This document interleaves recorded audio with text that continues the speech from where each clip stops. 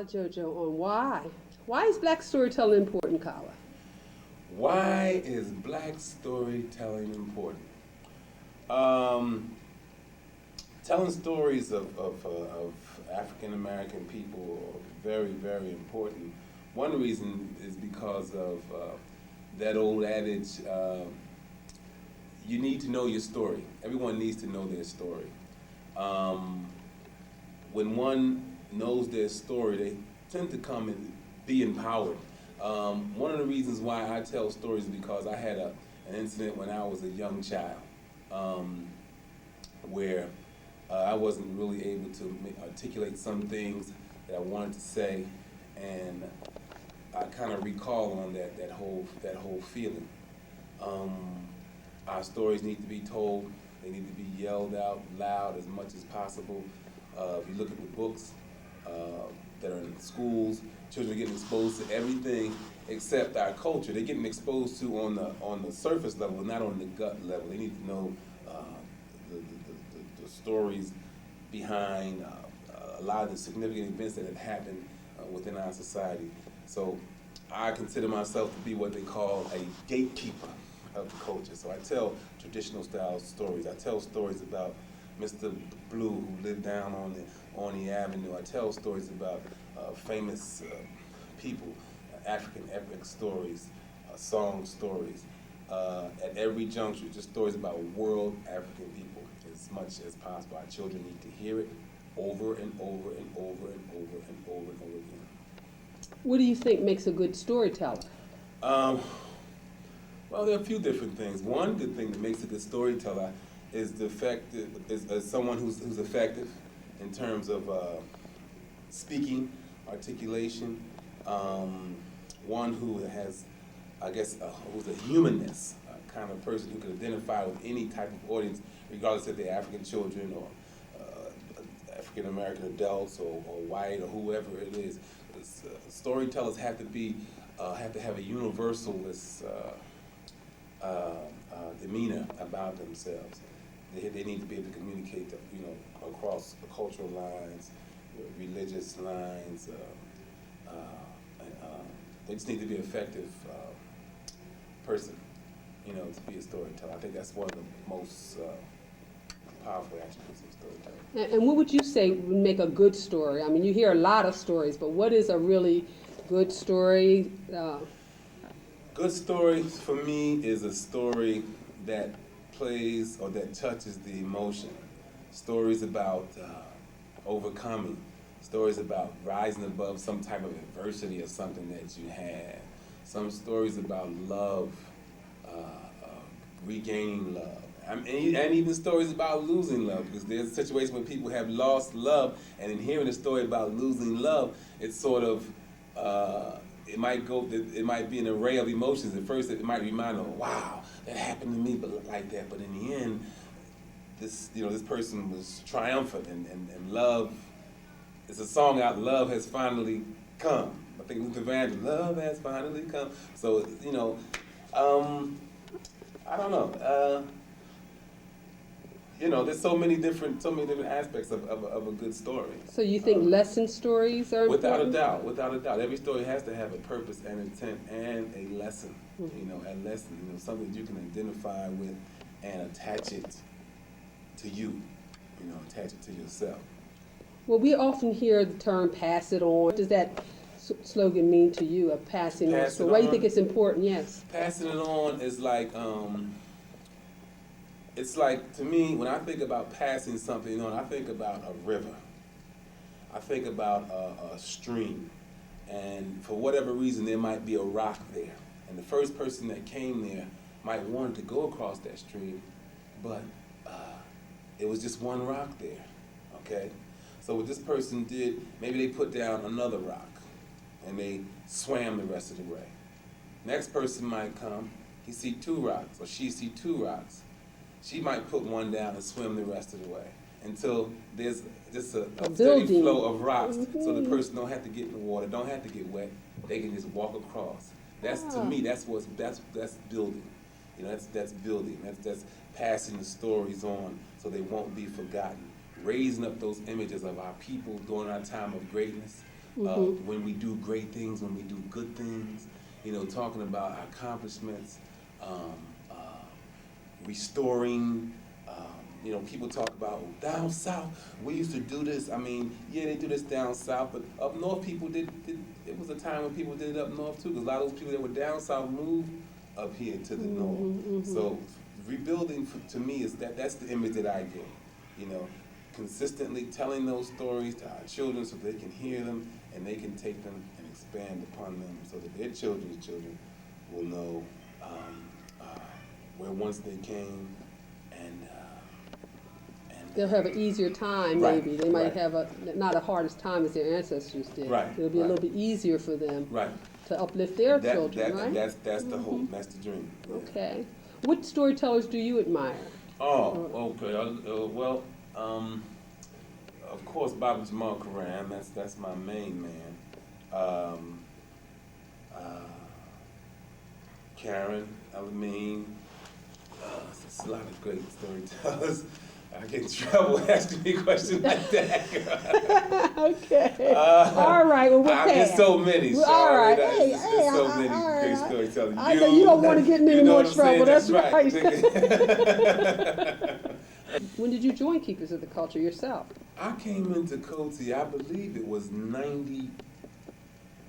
I think it was 92. It might have been, my daughter was born.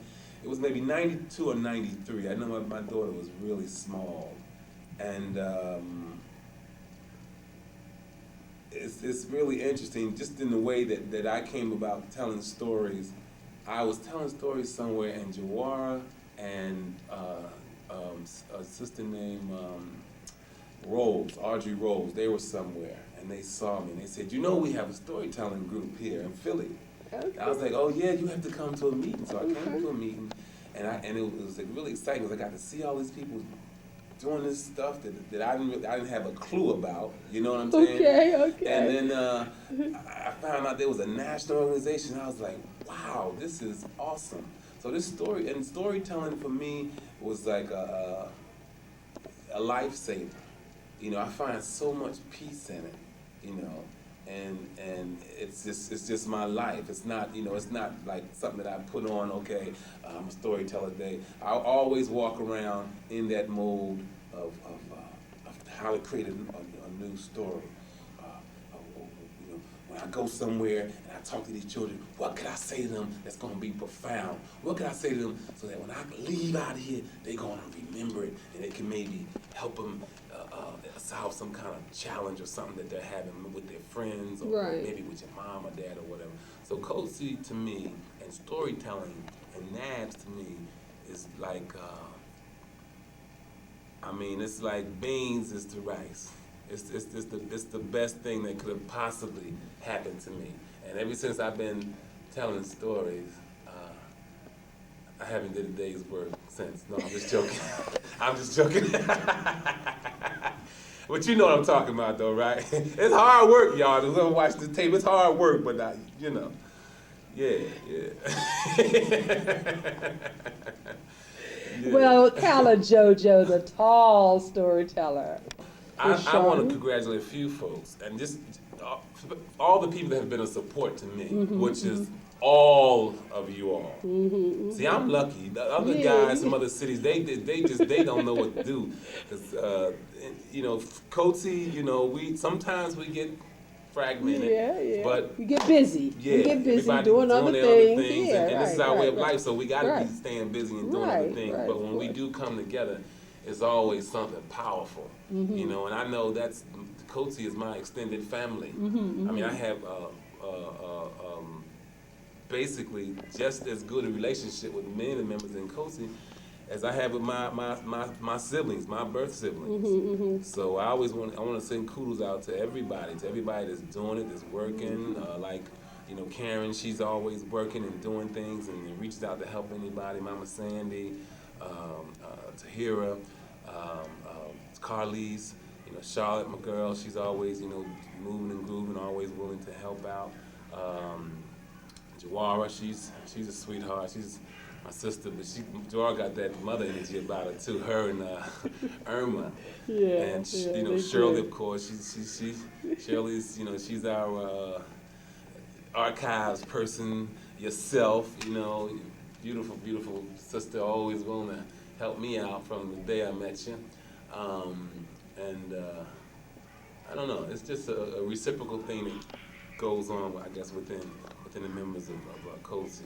Also, the two brothers, Rob and Nasheed. I mean, I'm thankful that they came, because prior to them, I was the only, me and Isaac and brothers had came, but for some reason they haven't slipped. But we're going to get some more brothers. Yeah, we have Napalm the Bomb. Right, see, I've never met him. Oh, well, Napalm is a bad poet. Yeah, he's a good poet, and he tells story in his poetry. So you'll have. But then we got Granddaddy and Mama tomorrow too. That's right. Let's not forget and Bunjo. Yeah, let's not forget our international, national brothers. That's right. So we're not doing too bad. Yeah. Well, thanks, Kyle. I really appreciate you sharing with me. I think it's going to be real beautiful when we pull this together. Yeah, we'll pull that thing together. Make me look nice too, because I'm real real tired. Look good. I ain't got to work too hard. All right. All right. Let me see.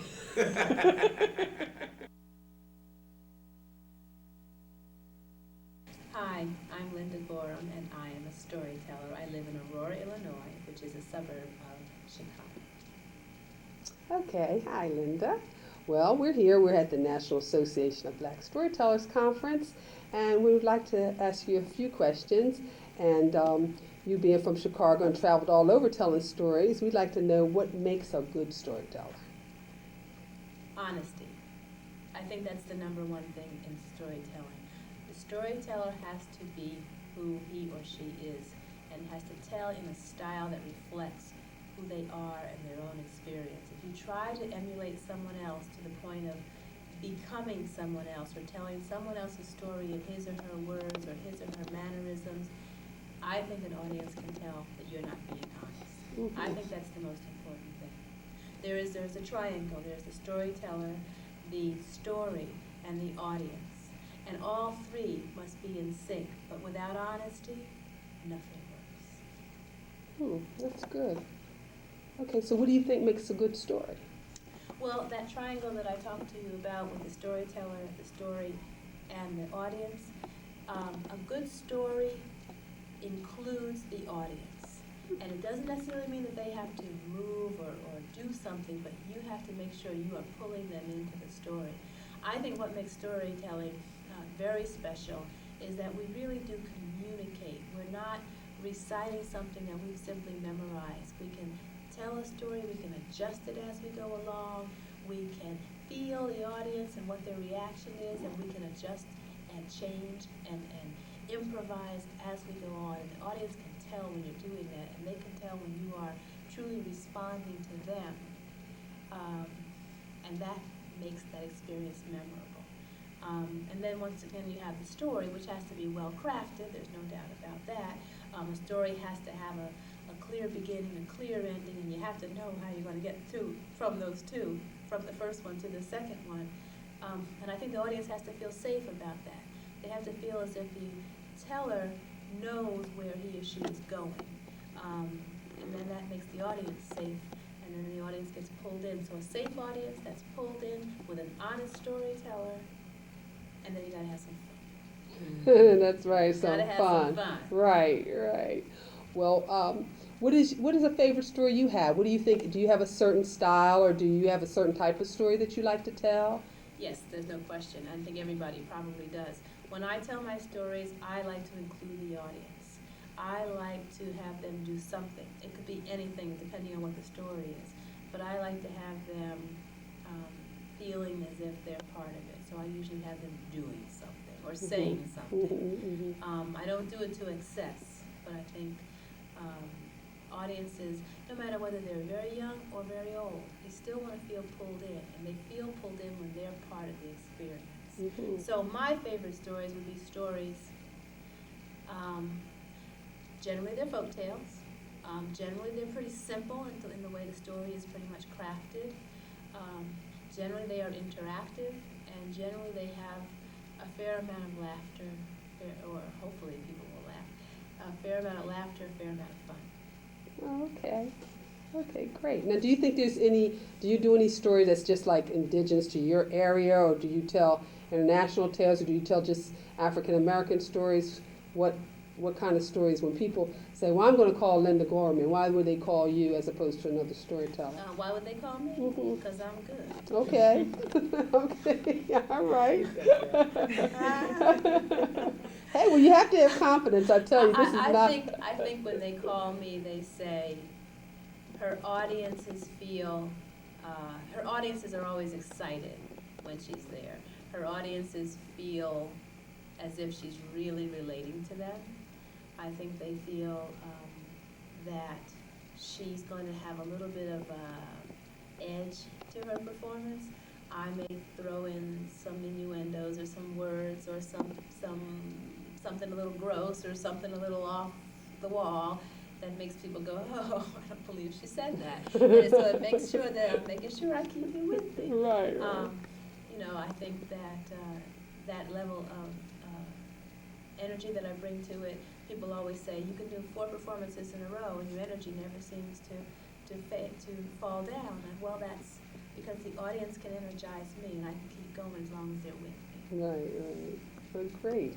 Thank you for blazing the way for people like me. Mm-hmm. Because if it weren't for those people like Linda Goss and Charlotte Blake Austin and Diane Ferlat, and Diane was one of the people who I saw and she blew me away, and I said, if I could ever mesmerize an audience the way she does, Mm-hmm, I will be thrilled. Those are people who help perpetuate an art that's been going on for a long time, but is in competition with television, and it's in competition with PlayStation, and it's in competition with videos and movies, and they kept it alive, and they educated people, and now we are able to come along and add to that education, but somebody had to get people started. Someone had to get people excited about this and have people understand the value of keeping stories alive and the value of talking to people. Right. You know, we don't do that much. Right. You know, Diane Ferlat in her show today mentioned how we communicate by typing into a computer. Right. We lost the art of writing a letter. We lost the art of spelling. We lost a piece of communication in that respect, and I'm so glad that we're not losing the art of telling our stories. Our parents have always done it, and they've always told the stories of their parents, and we heard them and we said, oh, okay, Ma, I've heard it 16,000 times, but thank goodness I'm grateful to my mother for what stories she did tell me, and I'm happy to be able to share those stories and stories from folklore and stories that I might create, and I'm happy to see people use their imaginations, and I'm happy to see people get excited about one person standing in front of an audience talking for 45 minutes, and people are excited. People's imaginations have been fueled, people's energies have been aroused, people are excited, people are feeling good, people are feeling like they want to now share a story with somebody else. It's a wonderful thing. It's a wonderful thing. Hi, my name is Ramona King, a storyteller. I'm from Houston, Texas. I've been telling stories for about 13 years now, maybe. And I have a big nice, precious family. Yeah, so do you tell stories about your family, Ramona? I've just started telling stories about my family. I've just begun telling stories about my family. In particular, I'm not going to tell you the stories, but in particular, I found it necessary to begin telling those stories because just recently, I came in contact with family members I knew nothing about. I was on a search to find a grandmother that I hadn't, that I heard about but never did meet. And I met her about 5 years ago. And so I began to see how each person's history is so significant to who that person is, in particular who I am. And so yes, I'm telling family stories now. Okay, so when did you first start? How long ago have you been telling stories? Let's see. Family stories are just in general. Just in general, just as a Yeah. storyteller, because everyone says, oh, I'm a storyteller, but how long have you been a storyteller?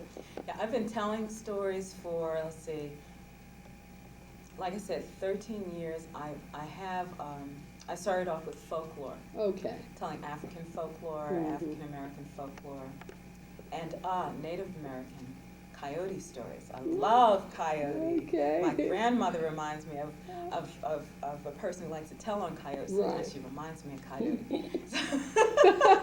Okay. Coyote is really strange. Uh-huh. Funny. Okay, okay. Well, you know more about them than me. So what made you sort of change up? What are you doing here at the National Association of Black Storytellers? The people here are wonderful, and I get so much energy just by being in the presence of these wonderful storytellers. Each person has such a different background, and the energy and that radiates from each person. And I've received wisdom. It's like being in the midst of a bunch of prophets and Wow. spiritual people. No, seriously. I mean, Mhm. each person has something so special and wonderful to share with you about themselves. And sometimes they're talking about you and have no idea that they're talking to you directly about your life, things that you're dealing with, things that you need to deal with. So I've always found not only that it's rejuvenating, but it's been a spiritual experience for me to participate and become and come to the conference. So what can you tell us is a good story or a good storyteller? What do you look for? What do you look to project? And what do you look to see when you see other storytellers? A good storyteller is going to have a strong conviction about what it is they have to tell, and it's have to. I oftentimes use the analogy of my daughter who suddenly gets this great idea and has to write it down real quick.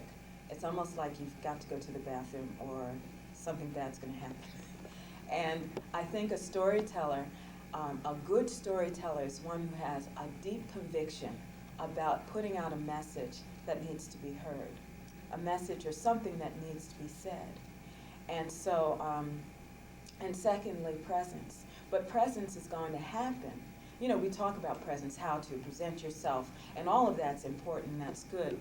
But presence in the conviction, and as I've heard other storytellers talk about being true to yourself, when that comes out, presence is going to be known. Presence is going to be known, and it's going to project itself to the audience. And they know you, they feel you before you even speak. So secondly, a good story is a story that's told from the heart, and it's told from the conviction of what it is that you have to say. And I would further say that I think I learned that as a storyteller, I think about 4 years into storytelling when I came upon the story Tree Children. And I read the story first, and then after I read the story, I knew immediately that it was a story that I had to tell. Not that I wanted to tell it. It was one that I had to tell because it touched something inside of me that said it must speak. And maybe we're speaking the spirits of yesterday, the spirits and ancestors who had something to say or hadn't said it, and they're speaking to us now. Leaving yourself open to that and speaking clearly and not holding it back.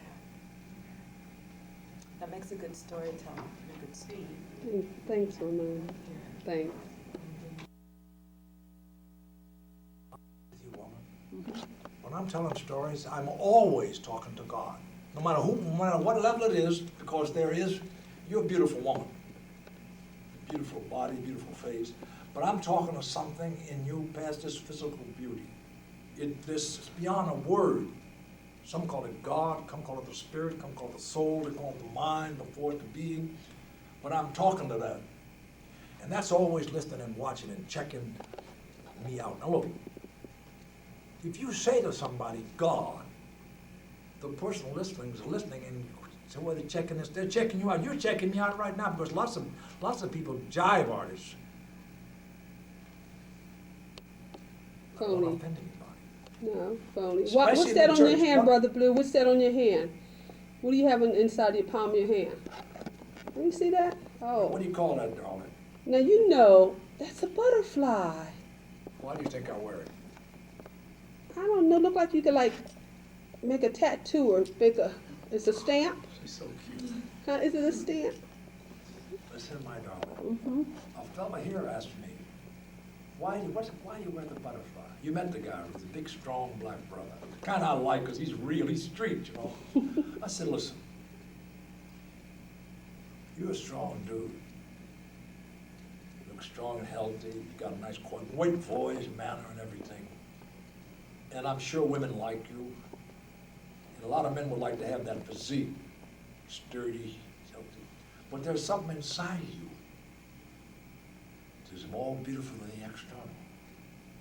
If a beautiful woman is constantly played to, and people tell her how beautiful she is, she's going to begin to think that that's her whole existence, is her physical beauty. Now, past this external, there's something surpassing this beauty.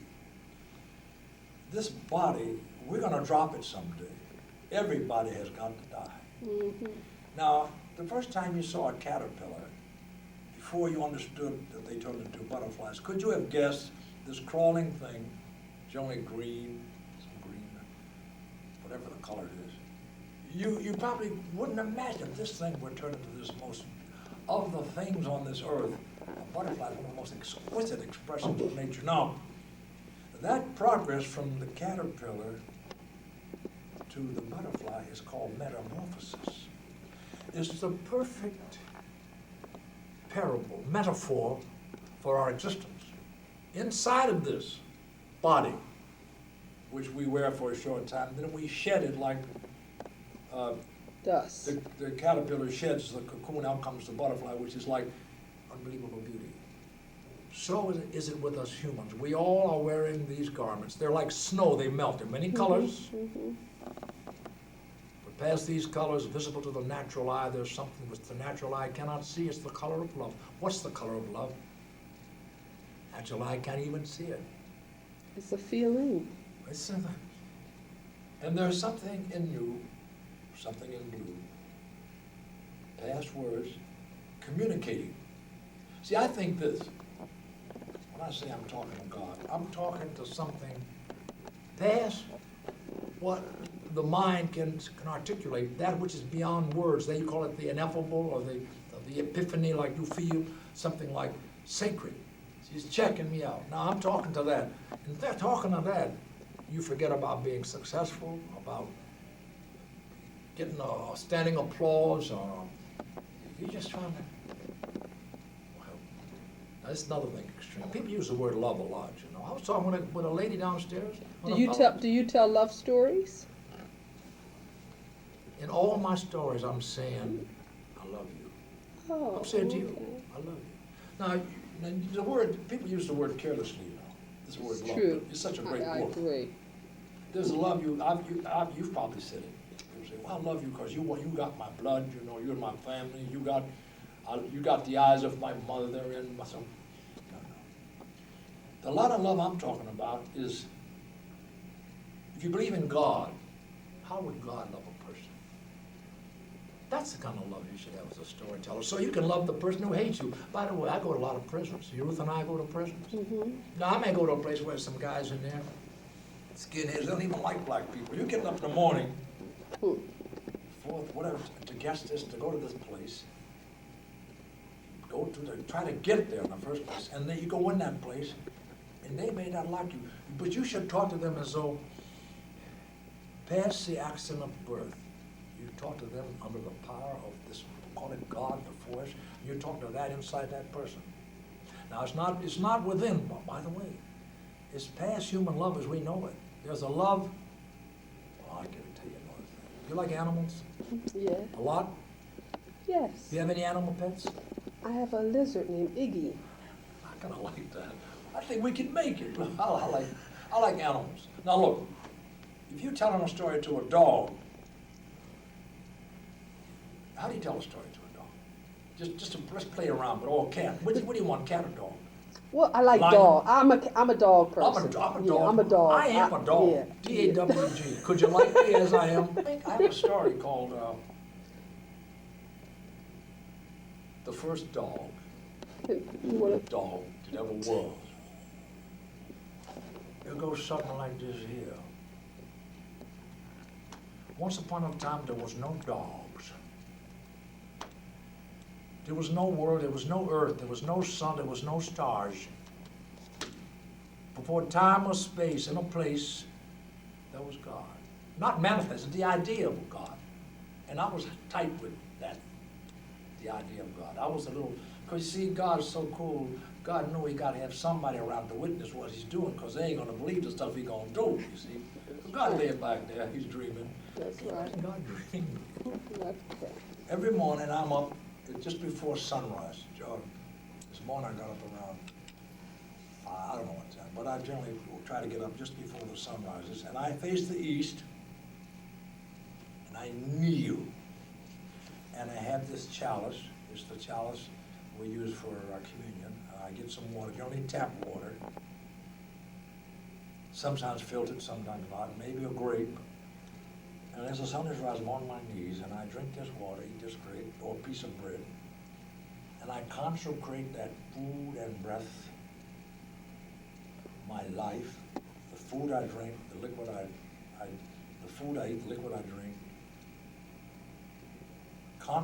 Translate that, my life, what's left of my life or mine, to living the story. What's the story? The human being who loves with unconditional love for the stranger. And then you're praying that you will take this food and drink and convert that into some kind of energy to tell a story, and an idea will come to you that'll bless the people. Now I say in the morning, I may go out on the street. I may want to go out to the Harvard Square. I've been working the streets since 1916. I used to do it all barefoot. What would you like to say? Our founders are Linda Goss, Charlotte Blake Austin, Jawara. This is what I feel. I'm going to say it. I love these people. I love them the way a grandfather would love his grandchildren. Because they're about something so beautiful. Now, we don't have any children of our own. But these, if I had children and grandchildren, I'd like them to be like this, on the case, trying to do the work. Because they're so darling. Each of us must be the one we're looking for. Whatever you conceive of a human being coming into this world to do some good work, to go about touching human hearts, in this time where people are fighting over the color of the skin on their religion, the human being who loves with a love, there's a Jewish term, I don't know if you've heard the term, mensch. It's a human being who loves. Generally, this person may not have a religion or may have a religion, but just has the natural instinct to do the noble right thing. If no one were even looking, if there were no reward for being good and just, she or he comes in the world to work for justice, for some kind of truth, for some kind of understanding and love among people, not for any reward, because this is a decent human being and brave. So, for instance, you're walking down the street, and you see this bag lady, at least you're going to look at that person. It's going to come to you some regard for this human being, and feel something for her like you might feel for your mother if she were in that condition. It's like it's a human being who does the righteous thing, and in the desperate situation is there, who will lay her or his life down for you because it's the right thing to do. Get past the accident of birth, past your particular gender, past your particular religion, past your particular ethnicity. You're acting as though you're here to change the world. It's just the idea. You want to do it. And if you do it with your whole being, powers will come to you. Every time you eat, you're taking this food in. What can I do with this food? Can I turn it into a good story? In your thoughts, in your mind, first I must live the story. We're all looking for that. The human being, just like, do you remember in your lifetime going on a blind date, going to meet someone, you're hoping this will be the meeting? We're all hoping to see someone in this world who is like, here's some truth walking out. I mean, it's just truth. It's goodness. This person may belong to church, may not, but this person is like truth, kind. Is this person not aware that it's just a natural human being? Mm-hmm. Walking down the street, if you would see a flower, you wouldn't step on the flower. Because if you would do the righteous thing. At the same time, you realize that the world is the church, the sky is the top of this cathedral. When you see a dog, you help the dog. You're seeing, looking past everything outside, seeing something in people that is holy. So everything you do as though this would change life on the planet. Because we're in bad shape right now. People, this whole idea of ethnic cleansing, by the way. This idea of the traumas people are going through, the things happening in the world. So you've taken it upon yourself, like I'm with you, past this particular interview. I'm trying to encourage human beings to help us realize we belong to the human family. And one way to do that, by the way, is to find out what's in your culture. If we can share cultures, one thing about storytelling, you get inside a culture. This person is no longer a stranger or distant to you because you find out there's something we share as human beings. We come in this world hoping somebody will love us, hoping that someone that we love will love us back. We live for a short time, hoping to have children that we love. Then we got to drop the body. Everybody's got to die. Now, in that short time between birth and death, what can we do that's wonderful in this world? It can be very harsh, especially if you're poor. You're concerned with some kind of justice. I'm always thinking, what do the poor people do who don't have access to stuff? You find them in the street. I spent a lot of my time in streets. I started in '68 working streets, barefoot. I used to go to a jail every weekend. While I was at Harvard, those all my friends were in jail. I'd go out there, bring them anything. I do it now. If I go to a lecture and it's great, I'll take that thing in the street and break it down for the people. There's something inside of us. We often don't know ourselves. But we're hoping to go past the external and see something in a human being which is of such worth that you encounter that with absolute attention. Like, I do a lot of storytelling in jails. I used to go every week to a jail. When I'm going to talk to a guy in a jail, and I go to meet him, I'm going to listen, I'm going to share stories. Before I go, first I prepare myself in my heart and my mind so that I come to this person looking for that inside the person which has passed the particular offense this person has committed. As God would look at a human being. Yo, what's happening? How you doing, sir? I'm sorry. Right I had on, some right ladies on. asked Okay, to come brother. in here. As God would look at a human being, seeing everything in that human being. As a parent, you have children, right? Yes. Well, you know, this baby, when the baby was first born, by the way, when I used to do a lot of workshops at Harvard. I was a field education supervisor at Harvard Elementary School. When they would have children, they'd come to me, these students, and say, Blue, tell a story to the baby in the womb. And so I'm talking to that baby in the womb. Just to talk to that baby, there's got to be something past my small mind what's happened to that baby the right way. After the baby's born, I go to the hospital, they put the baby in my hands. Every time I'm telling a story, I'm trying to listen. I'm trying to heal the world. More than entertain. Sometimes laughter is what we need. Well, Brother Blue, But the main things. you are healing the world. What's that, John? You are healing the world. I please. By the way, if you ever discuss me, you got to mention Ruth. She's Yeah. my angel. She's good. I try to be good. She's true. I try to be truthful. And you know, I'm just translating this woman. Now, she's the real thing, and I do my little street obligato around her. Because I met her, and she's like, she commands that I be honest. Good, true. Because you know, I have to look in her You're very eyes. blessed. What's that, Joe? I said you're blessed to have her. In a way. Yeah. By the way, I think you have some of that quality in you. Otherwise, you wouldn't even be bothered with me. If you didn't have that thing in you, you wouldn't pay any attention to me. Because I'm sort of a fool for love, you know. Thank you so much. My name is Karima Amin, and I'm a storyteller from Buffalo, New York. I am a founding member of Storytellers of Western New York and Tradition Keepers, Black Storytellers of Western New York.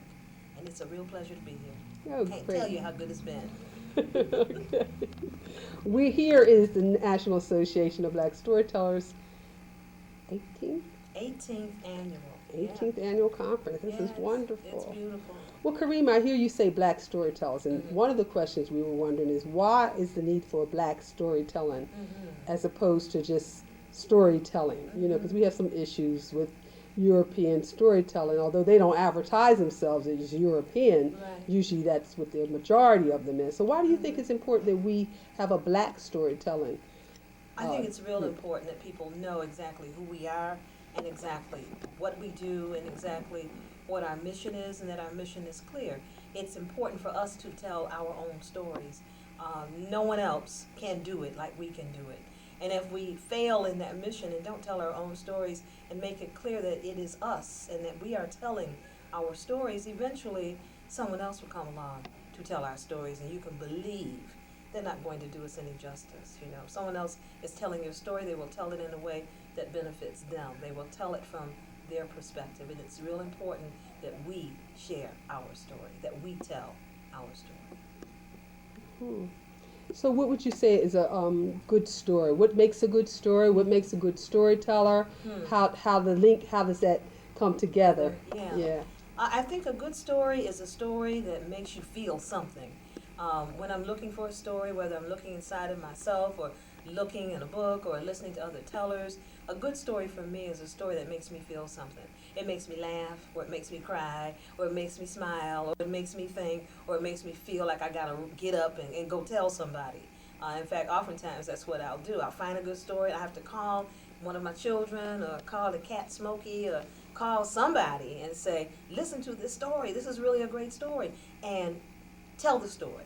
You know, now if I'm wanting to perfect it for a performance, then of course I have to keep telling it and working on it and practicing it and share it with various audiences. But I think the good story is the story that makes you feel something. Maybe it makes you angry. Maybe that's a story you still need to tell. If it makes you feel something, perhaps it should be your story. Mm-hmm. So what is your favorite audience? Do you have a favorite boy, type? I mean, boy. because people say, "Oh, I'm not going to do children. I can't, Yeah. whatever. I can't do all elders." Is there a certain type of story or certain style or your audience You that know, you bring to your audience? 6 years ago, I decided to make this my full-time vocation. It's what I do to pay the mortgage and to send my children to school and to keep my car rolling. And the stories, what was the question again? Well, the story was, what is your favorite Oh, okay, audience? my audience, yes. And Yeah, well, for the most part, before I decided to make this a full-time occupation, I was working mostly with schools, libraries, and bookstores. But for the last 6 years, I've got audiences of adults and children, all different ages. I think I had an in vitro audience, mothers who are about to have children. And my whole thing is that you begin to tell your stories to your children even before they come. So I had an audience of pregnant moms, and I told stories to them and to their children. The oldest person I've ever had in an audience that I know of was 109, and I thought the man was sleeping. He was sitting in the wheelchair, his eyes were closed, but when the program was over, he had a million questions. He was really listening, not just hearing me, but really listening. And he had some good questions. So I find myself telling to all kinds of audiences in a variety of places, from the schools, the libraries, the bookstores, and the museums, to businesses. I've told with the Philharmonic, hospitals, prisons. I do a lot of prison work because I really believe that everyone's a storyteller and that storytelling belongs everywhere. So I find myself going to a lot of different places, and I really can't think of an audience that I have a preference for. I used to think when I was teaching, especially in the beginning years, that the 11th and 12th graders I worked with were the best. And then I had to work with 7th and 8th graders, and I worked with them forever, and I thought they were the best. And then I started telling stories to lots of different audiences, and all of my audiences are the best. Even when things don't go according to plan, I think I learned something from every situation. So when you're learning, what do you think you teach in your stories? Well, you never know what you're teaching. You never know what people sometimes are getting out of a story. Perhaps you have a point you want to make, or a moral that you would like to express, or an idea of what you want this child or this adult to walk away with. But sometimes they see and hear things that you don't necessarily intend. I may take a story and tell it for 10 years. There are stories I've been telling for that long and longer, and oftentimes someone will come up to me after a performance and say, while you were telling this story, I was thinking about da-da-da. And I go, whoa, I never thought about that. Mm-hmm. I never took the story there. And oftentimes, someone in your audience can give you a new idea, a fresh idea about how a story can be told differently. And you might even embrace that new idea and try it with an audience and see how it works. So the stories are always evolving and always changing and always in a state of flux. I like to think that when people hear me tell a story, that they may be entertained, that they may learn something new, that they will have something to think about, and that I can give them something that's worth passing on. Oh, okay. Well, you use passing on. That's a good segue, because passing on, one of the questions that we were wondering is passing on, passing on. What is the purpose of passing it on? Why do you feel it's important to really pass it on, these stories, to people? You know, if you're not passing them on, then they're going to die. Marcus Mosiah Garvey was one who said that a people without knowledge of their history, without knowledge of their story, is like a tree without roots. And you know, a tree without roots dies. And so too will a people who don't pass on what they've learned, what they've experienced. I grew up without any living grandparents, but I know them. I know my great-grandparents. None of them were alive when I was growing up. They were all, had made their transition before I was born, but I know them. And I know them through the stories that my mother and father told. I know what they valued. I know the kind of work they did. I know the kinds of education they received, and not necessarily formal education. I know the kind of spirit they had. I know what a fighter my mother's mother, my great-grandmother was. I also know what a comedian she was, And I'm so pleased that my parents saw fit to pass on this information to me. The good, the bad, and the ugly, I think you can learn from everything, and that you can learn from everybody.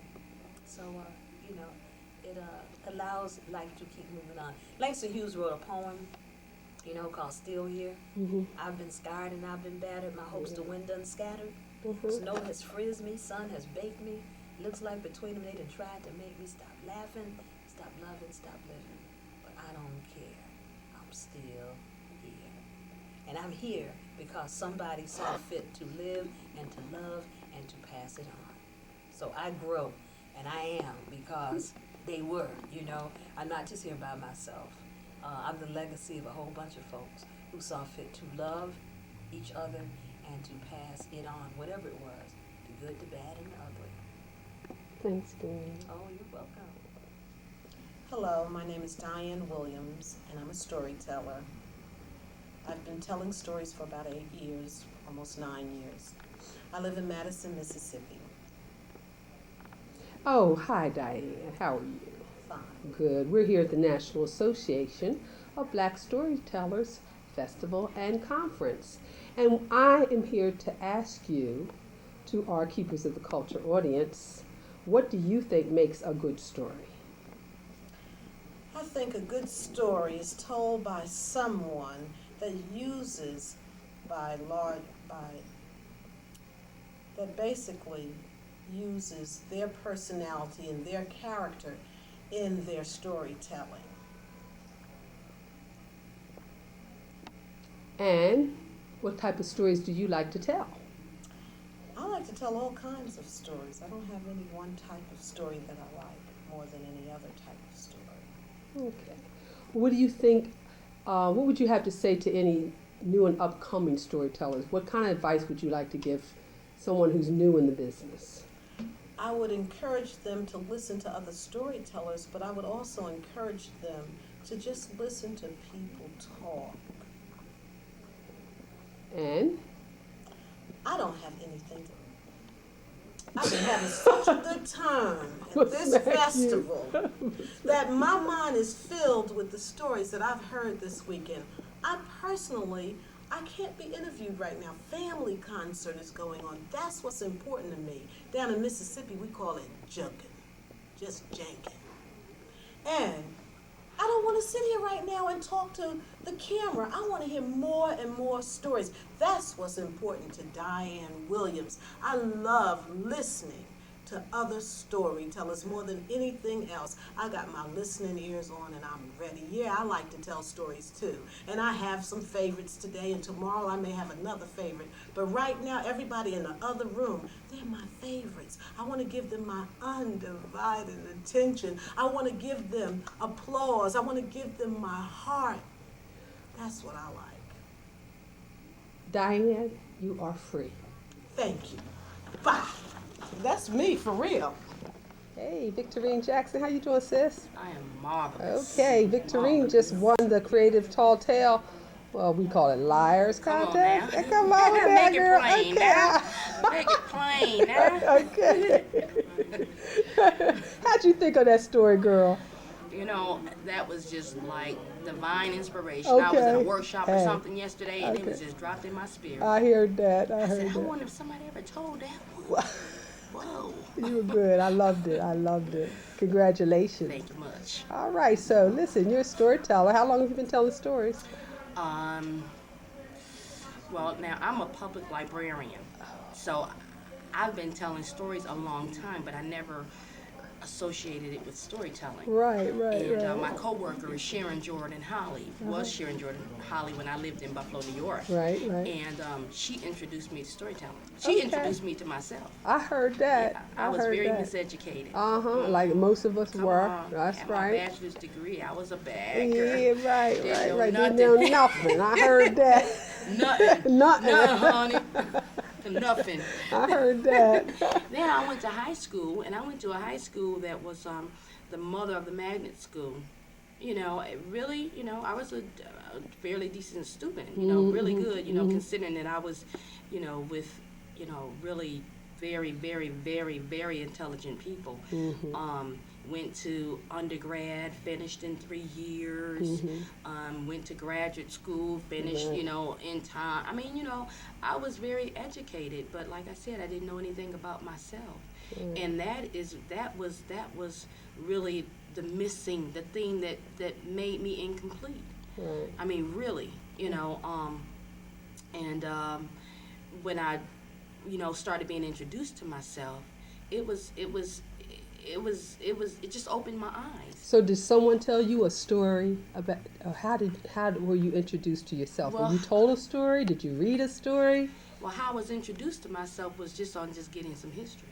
You know, Sharon, you know, told me about all these black folk that had did all this stuff, and I was like, what? What?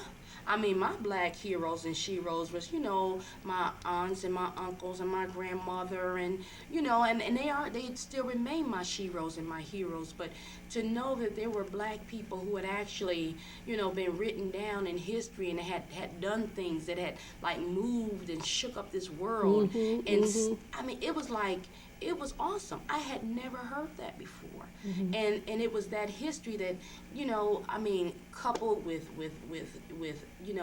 you know, my desire for truth, because I didn't even know the Lord then, but I wanted to know the truth. I was seeking truth. I was seeking it everywhere, and it was the history, and then the fine, you know, then Sharon was telling like folk tales, and it just started opening up. Sharon Holly in Buffalo, New York. I love her. Oh my goodness. Right. And then I found the, you know, just different folk tales, and I found that, you know, wow, when I read them, it's like I knew the characters. I mean, I knew people that, oh yeah, yeah. And there's certain stories I tell, and I tell you, if I was to tell those stories around certain people, they'd know it was them. Because I just lifted up their character and different, you know, their personalities and different things they did, and just infused them into different characters. So it's like I know the characters. I know them so personally, and it's a way, you know, to teach. So even if it's not, you know, you're teaching about a historical figure, you can still teach by, you know, just drawing out that which is you. I mean, even in the way you deliver it. Right. You know, some people, you know, they're very astute and they speak and they're very clear, and some people have their tongue stuck to the roof of their mouth, and they, you know what I'm talking about. But me, it was like, you know, I found myself kind of like switching. You know, if the majority of the people in the room was, you know, one color, you know, I made sure that my diction was clear, because, you know, I didn't want them to follow along. But then it was like, wait a minute.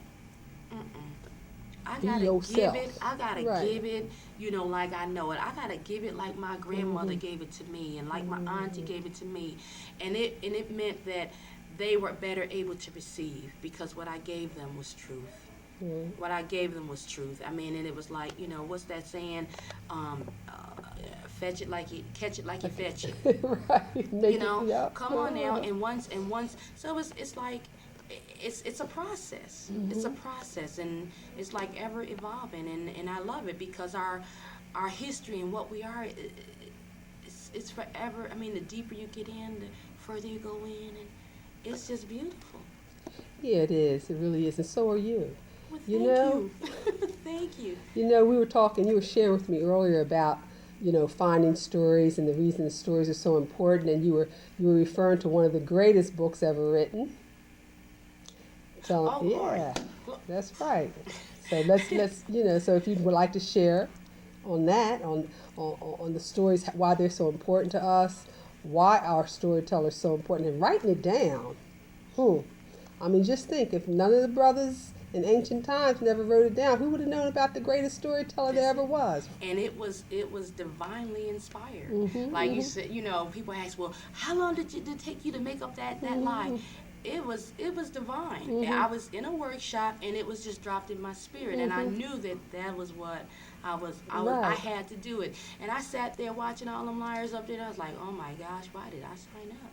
But it was like I knew, just Right, go right, and do right, what right. was put in your spirit to Right, do. right. And I serve in the children's ministry at my church home, and it just blessed me so, because I use stories to teach, forever teaching with it. And one day I was like just reading through, the Bible, and it was like I read this for the first time, where Jesus' disciples asked him, why he had just gave the parable of the sower, and they were asking him, why do you tell stories? Why do you tell people stories? And he was saying that, how he was telling his disciples how they've been giving insight into God's way of doing things. You've been given insight. You know how to do it. And that's how some storytellers are. They know different things, from your study and from what's been revealed to you, But there are some people who don't know. They have eyes, but they don't see. They have ears, they can't hear.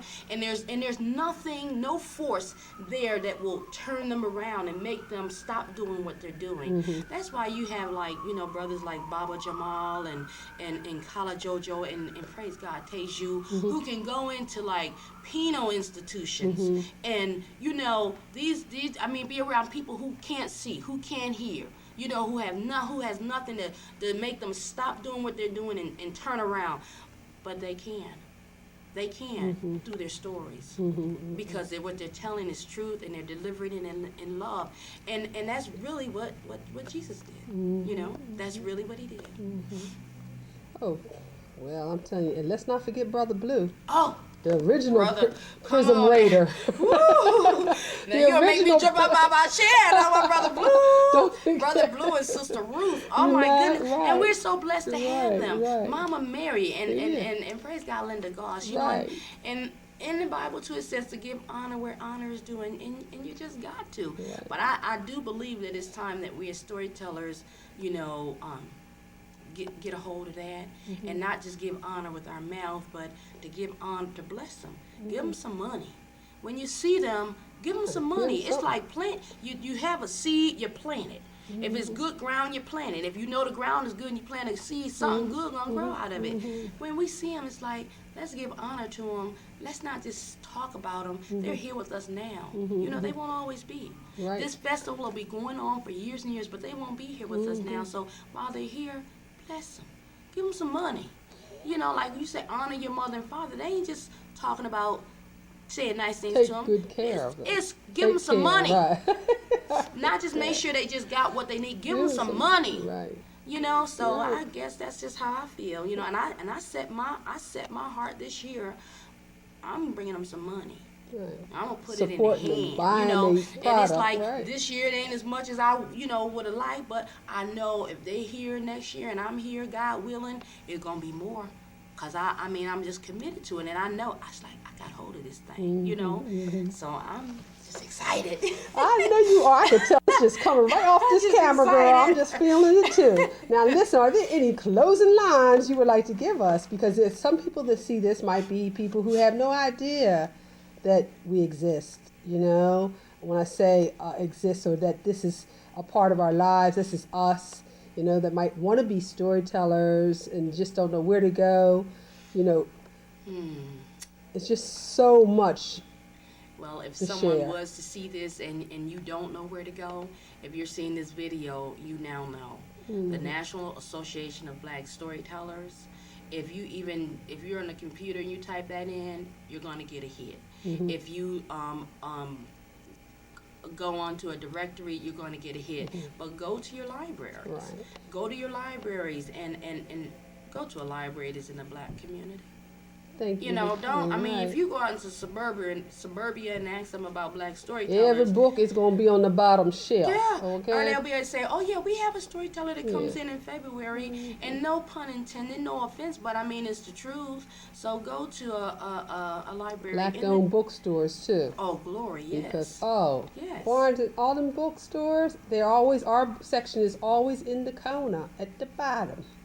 So, listen, it's a pleasure. It's a pleasure. you. I just want to give thanks for I'm sharing so a little honored. bit of your time. Well, my name is Teju the Storyteller, and I've been storytelling for a long time, I don't know, 30 plus years, I can't remember, but my mother and father were storytellers, so I come from a storytelling tradition.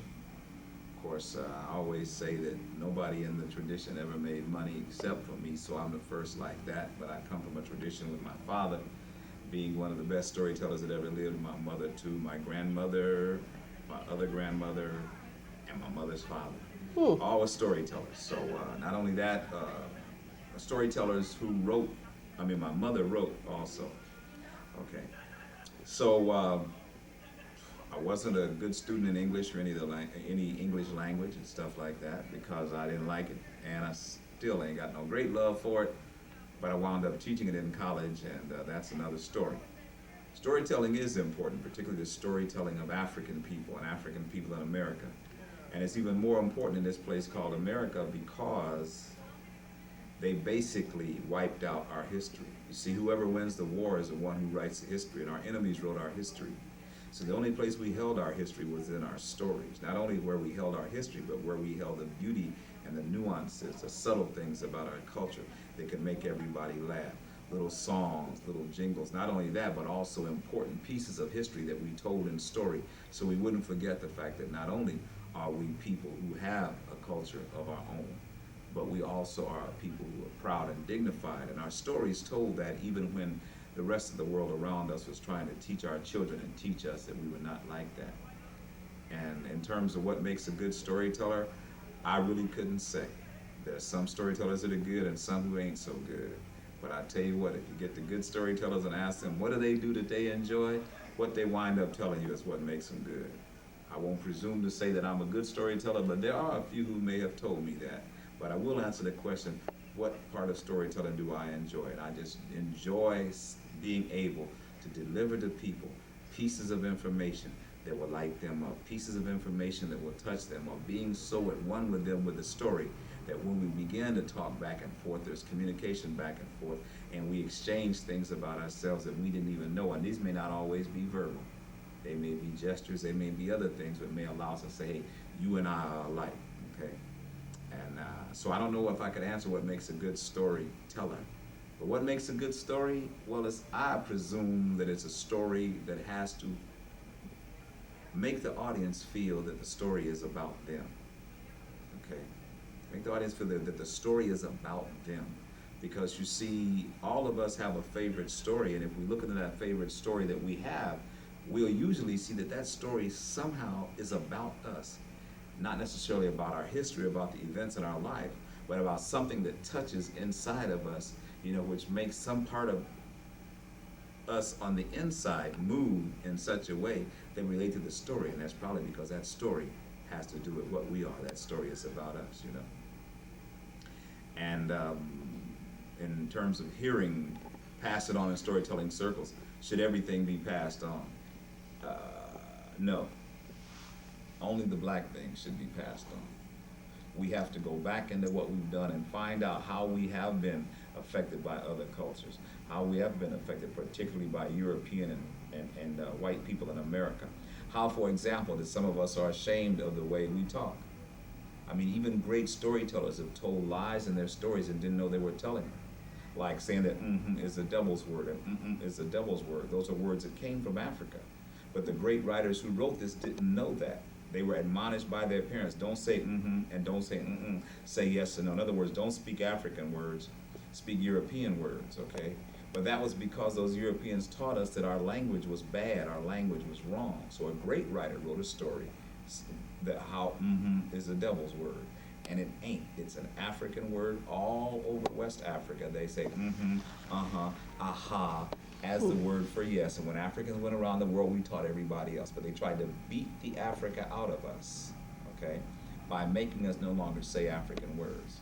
And also the fact that black people say this and that, okay, is because there's no TH sound in most of the West African languages. If you hear African people talk, they say this thing instead of this thing. You hear black people talk, we say this and that. That's the African accent that we still speak.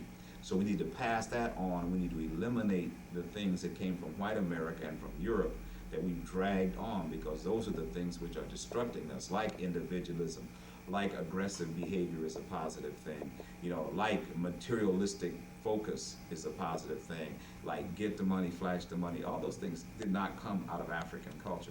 Those are the things which we gain in white America, which we don't need to pass on. But we need to pass on the recipes for sweet potato pie to each other. We need to pass on the recipes, how to take something like a hard, raggedy leaf like a collard green and make it so sumptuous that it melts in your mouth. Yeah, we need to pass that on. What storytellers do I admire? Well, I'm only going to name 3. I admire many, but I'm going to name only 3. I admire many. I want to say this.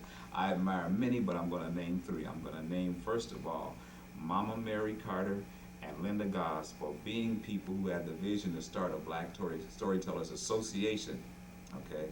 That vision, I admire them for that. And of course, I also admire Brother Blue, who is way beyond where people are even trying to reach as a storyteller. First of all, he's so real, Brother Blue is so real, that if you're around him, sometimes you get uncomfortable. And if you're uncomfortable around Brother Blue, it's because you're uncomfortable with something inside you, because his stories touch all of you. Can't be fake around Brother Blue. So those are the 3 I admire. I admire more, of course, but I point those out because of what they've done, all right?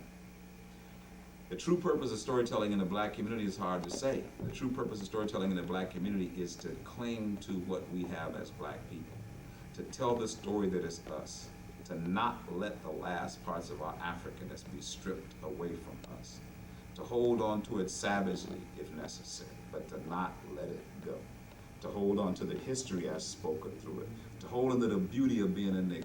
And I know people say, oh, nigga this, nigga that. Shut up, that ain't my problem. But there's a beauty in just being a nigga. And I don't mean to be a Negro, or I don't mean to be black, or I don't mean to be that. People who niggas know the niggas I'm talking about. And you know there's some beauty in some niggas, which you always want to like shy away from, okay? I say celebrate it, you know, and if white folks don't like it, why would that be our problem, you know? And the thing about it is the most educated of black people are the ones who like it least, which means that you have been whitenized at a point that you can't dig it, okay?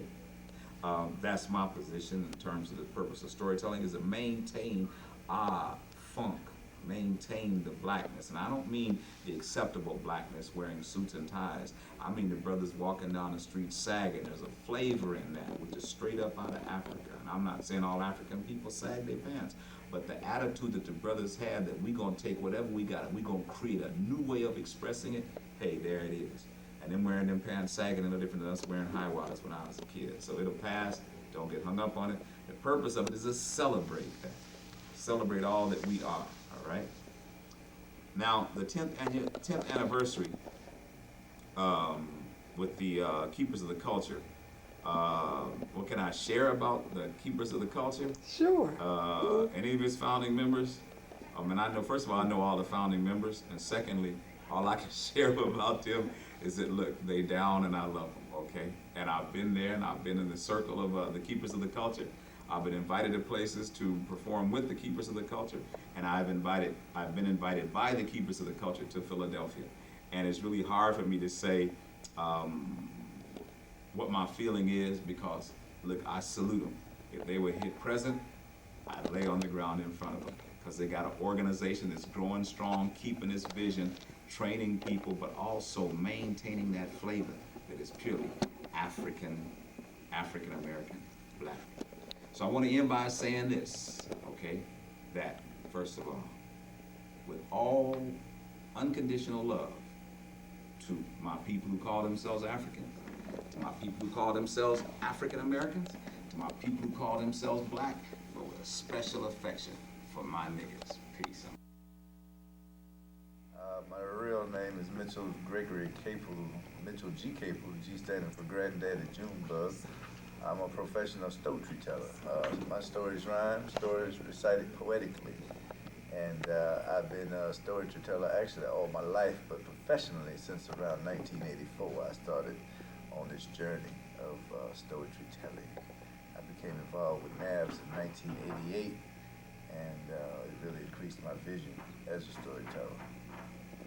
So what all them buttons on your jacket mean, brother? What that's about? Positive messages. I have heroes and sheroes, and all of them tell a story. So if I lose my voice, you get tired of talking, you just read me, and I'm still telling a story.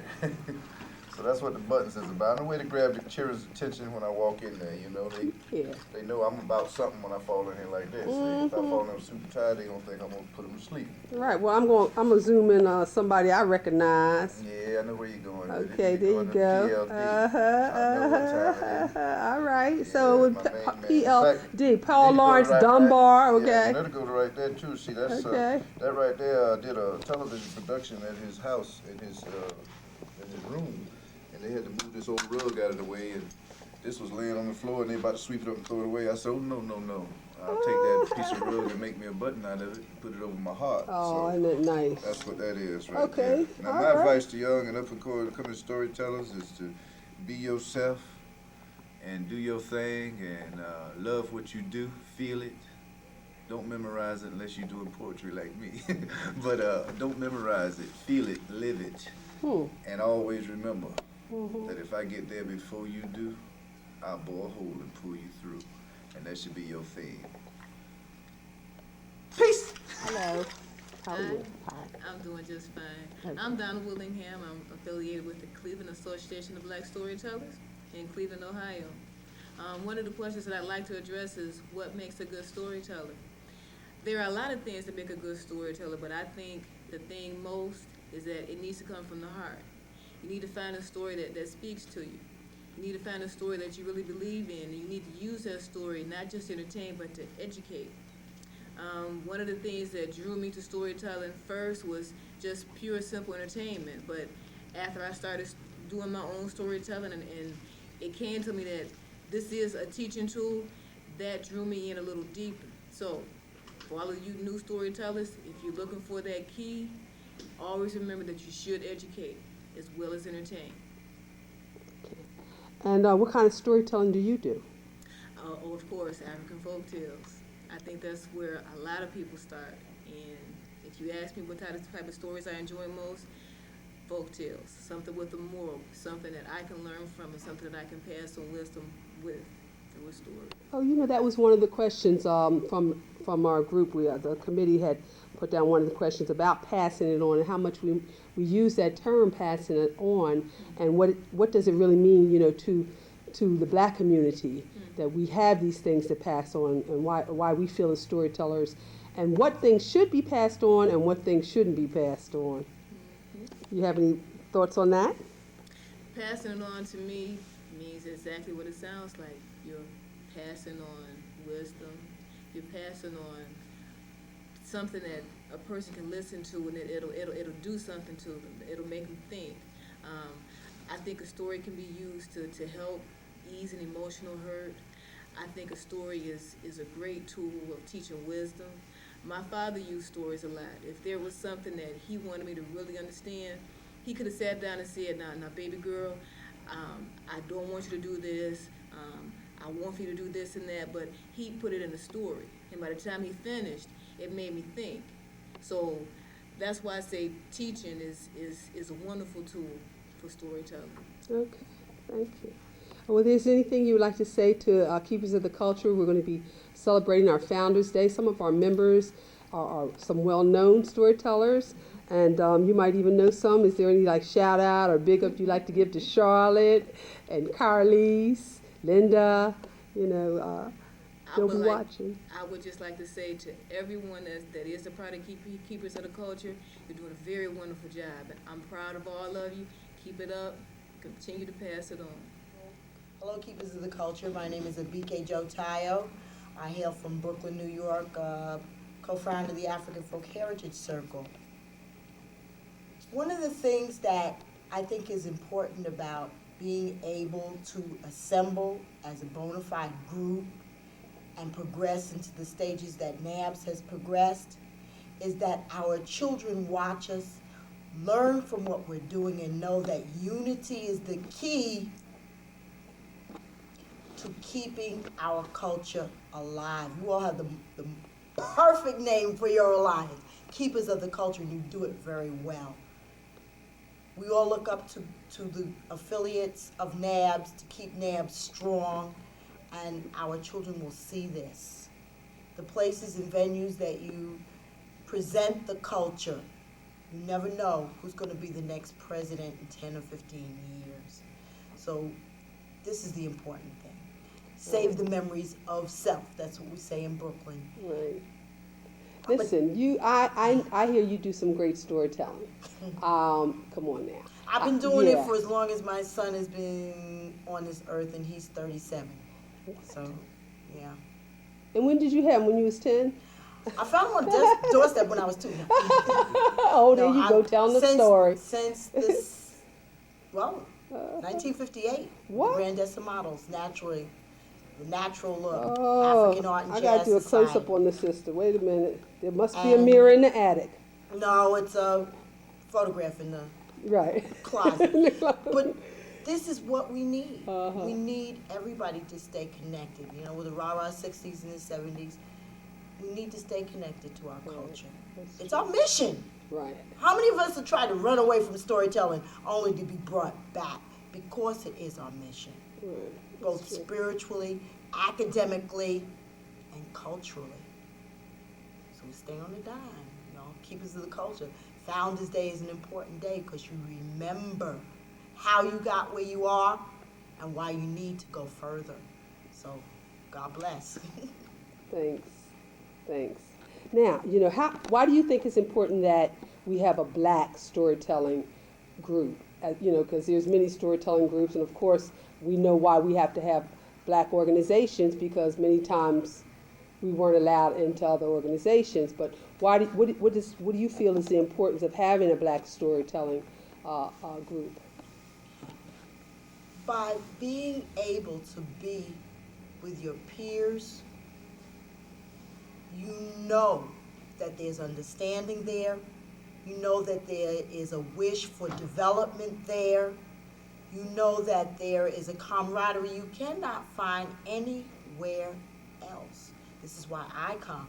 This is my only vacation, coming here to see people I haven't seen in a year, to learn new techniques, especially the scholars panel. That's my most important workshop that I attend, to listen to the academic base and foundation for what we do. You can't get that anywhere else. And from a person who's in this room, a proverb that I loved, and when I heard him say it a couple of years ago, it only hit more home to me. Until the lion writes his own stories, it will always be the hunter that's the victor. We must maintain our own culture. Look at how much influence we've had on culture. Music, style of dress, vocabulary. We're an important part of this country, and we've come from a great and wonderful continent. Our children need to know this, our grandchildren need to know this, and their children need to know this. If we are not together and unified, if we are scattered, we cannot accomplish this. So it's very important that we have an organization that bespeaks the mission of ours, teaching our own. I'm here talking with Mother Mary Carter Smith, a founding member of National Association of Black Storytellers, and it's such a blessing in my life to be able to do this and to videotape you and to hear you share your wisdom and your experience with storytellers and people who aren't storytellers, and just whoever will have the opportunity to see this on what you think makes a good storyteller, or how you got involved in storytelling yourself, Mother Mary.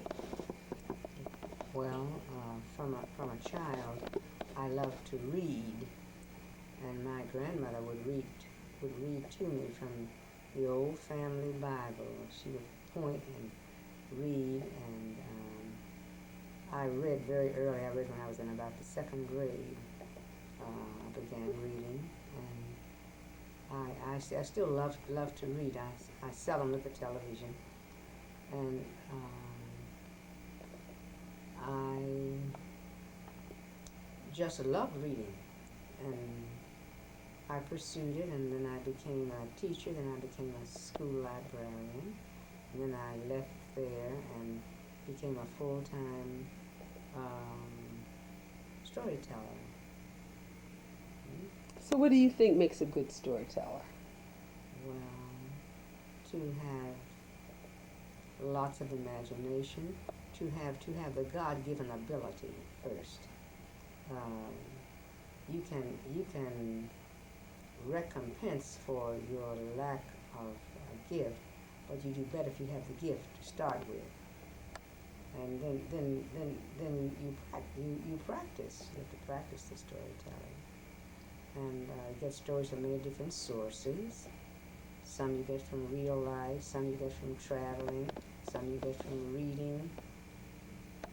Get them all kinds of ways. So, well, what do you think makes a good story? Oh, some suspense, an interesting manner of telling the story. That makes a good story. To tell stories about something in which you are vitally concerned. That makes you tell a better story. All of those are different things that make a story more appealing to you, make it more attractive to you, and to be able to mimic voices, to know when to leave out details in stories. You don't want to tell too many details; it'll clog up the story. Whereas you're reading, you can just read it. But when you're telling a story, you don't want to tell all these extraneous details, because that loads your story down. That's something I never thought about before, but it's true. It's so true. Okay. Wow. We always hear the term pass it on, pass it on. How important do you think that term really is to the Black community? I think it's valuable to every community. I especially think it's important to the Black community, because that is the way that many of our forebearers through the ages have passed on knowledge, have disseminated knowledge, is through passing it on, because there was not always the written word. Sometimes, say, in the churches in the early United States, there may have been only one person who could read, and therefore the person who could read was the one who passed it on to the ones who couldn't, if they could read or if they could memorize. Some could memorize. Say the griots of Africa, what do they call them? Griots or Djalas, they have other names they call them. But they had the gift of remembering a lot of facts and names and events, and they could remember them without a hitch. So it's another way that they were passed on through word of mouth. So what would you like to tell future storytellers, or those who aren't, even storytellers who aren't born, or what direction? Tell them to prepare for their stories. You need to take time to pursue stories, to memorize stories. I have a definite pattern for remembering stories. You need to be able to remember the stories. And also I jot them down on a card. on a card. That's my jot bits and pieces. And so sometimes it may be in an outline form, but I put them down on a card. And then once you have learned a story, it takes a long time to learn a story, if you really learn the story. Then once you have this card, you can, after you have memorized a story, when I say memorize, I don't mean word for word, have the events in mind, in sequence of order.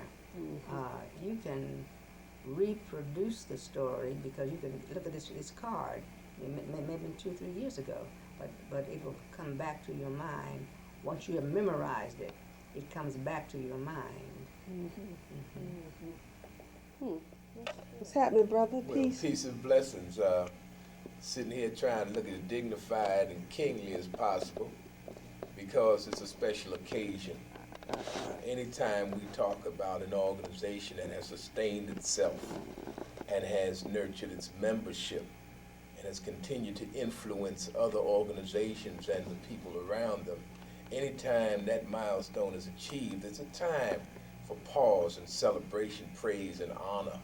And so I'm very thankful and grateful that I've been given the opportunity to speak on this.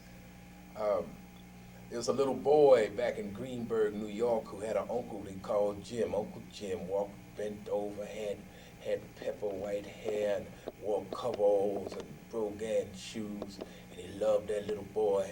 And that little boy was me, and I wish I would have listened to him more.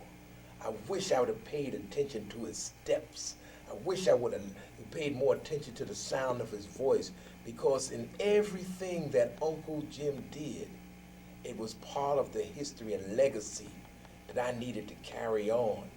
From the time he took me into the bathroom with him, to the time he showed me how to fish in Raleigh's pond, I wish I could have listened to Uncle Jim. And guess what? Uncle Jim wasn't my real uncle. He was not my blood uncle, but did he love me any less? And did I love him any less? No. But the stories and the legacy and the voices and the laughter and the family that we all experience are part of our cultural legacy. And you being keepers of the culture and we being keepers of the culture, we have that responsibility to keep on listening, keep on talking with one another, and keep on influencing those who come in contact with us through our presence, through our stories, and through our words. All our stories must have hope, victory, achievement, and everywhere we go, we must walk in dignity. Keepers of the culture have represented us well. But listen, never, ever, ever get to a point where creating activities is your only task. Always have something to nurture your skills, to hone your craft, to fill each other up spiritually, and to love one another. That's essential, that's key, that's bottom line. Now, ONI has some questions. I don't know if we need to ask those questions, answer them or not. Why do you think storytelling is so important in the Black community? And you almost answered it, really. And what makes a good storyteller? Professor James Small, no, it was Amos Wilson, that psychologist that died too soon, told us that when a group of people come together and form rules and procedures and attach those to those rules and procedures, rituals and ceremonies, they establish a culture. And the songs they sing, the clothes they wear, the food they eat, all relate back to that cultural expression. Culture, he said, is to solve problems and meet the needs of the people. As we assess the needs in our community, we're all traveling tellers. And as we go around and we see what the state of our community is in, and we perceive the needs and we see and recognize the problems, then all of our stories must relate back to some solution. That's why it's so important to use words that uplift, that dignify, words that heal, words that stimulate joy, because that is part of the solution to the problems that we have in our community. Some problems come from the outside, some are internal, but all of the answers are in our history and in our stories. So the importance of black storytelling is not just to entertain, as we all know that, and it's not just to pass on something that's cute or something that has a fancy ending or surprise solution. No, no, no, no. The solution should be in meeting the needs to the problems that our people, black people, African people, locally and worldwide, those problems need to be solved by the words we speak and the stories we tell. Well, what makes a good story? The things I think that make a good story come from a couple of things. The first would be how clear the storyteller is in understanding of what makes a good story. The stories come through us. We understand that, those of us who've been telling stories long enough. It was like, I believe it was Granddaddy Junebug said he used to go looking for stories. Now stories find him. Mm-hmm. And everything that we experience and everything that we see will influence some story within us. And depending on our desire to tell that story, that will determine whether or not it is told, and it is told well. I think that you can talk about methodology, you can talk about story structure, but the bottom line is, it does it heal somebody? The bottom line is, does it reach somebody's soul? Does it solve somebody's problem? Does it meet someone's needs? Are you telling it to the best of your ability? Are you letting the spirit flow? Are you giving it the right amount of energy, the energy that's flowing through you? You cannot restrict it by memorizing it. Just go on and tell it because you know it. You can speak and you can think and you can give, and that's essential in what makes a good storyteller and a good story. But other thing is that what makes a good story is if it's black, if it's a black story. Find a story, I don't care where it comes from, Africanize it if it's not African. You know, make it your story. Make it real for us. We need your story, your voice, your words. So how do you think it helps the community, you know, helps our family or helps children really to hear our stories? How do you think it makes a difference in their life, if at all? Because they're bombarded with so much TV and all these fast ways of learning, and you know, when you go to schools, you see all these stimulant things up, and for them to really sit and listen to a simple story. Yes. How do you know? How does it affect our community? How does it affect our children? How does black story affect our children? You know, we're going to hear a story. We're going to hear it from somebody, whether it's somebody on TV or somebody on the radio or somebody on a CD. We're going to hear a story. And what we need to be concerned about is that our voice be heard among all the confusion, that it's our voice that's coming up clear and truthful and impactful in the lives of our children. And the way that happens is how we walk and how we talk and the dignity that we bring to a situation and to an environment. When we walk into a place, the whole atmosphere should change. Storyteller is in the house. Things positive are going to go on. And I think Keepers of the Culture does that. It does that for the tellers. It does that for the students. It does that for the families. You know it yourself. When the people come in the library, when they go into the museum, when they come in to see Keepers of the Culture, we want to see the storytellers. They're in the house. That's how it affects us. It affects us by giving us joy, by uplifting our spirit, by putting our other spoken word artists on notice that you just can't bring anything to our people. You have to bring something that has some meaning, has some worth, and is full of dignity. Thank you. Well, would you like to say anything to our founding members, Carlise and Linda Goss? Carlise, Charlotte, Linda Goss, right. Praise God that you, at that point in your life, when you were looking for a cultural expression, you found storytelling. Do you know Isaac Mayfield? Isaac, Yeah. Isaac, you know, where you at, boy? Ain't seen you in a while. Yeah, but you love to tell them stories about them people on them ships, don't you? Yeah, it's a good thing that you came and found that you had to organize the telling, because organization is what promotes unity. Unity is the glue that holds our community together. Good organizations are what our community needs, and certainly we found a good one in Philadelphia, Pennsylvania. And I thank you and I praise you and I give you honor. And not only to the founders, because the founders just lay the plans, but it's those workers that keep the spirit and the work of the organization going. So keep on doing what you're doing. Keep on getting up. Keep on keeping on. Sante Sana. I'm Sylvia Barker. I'm Sylvia Barker from New Orleans, and I'm Martian the Storyteller from Rochester. I live in 2 cities, and I have 2 names.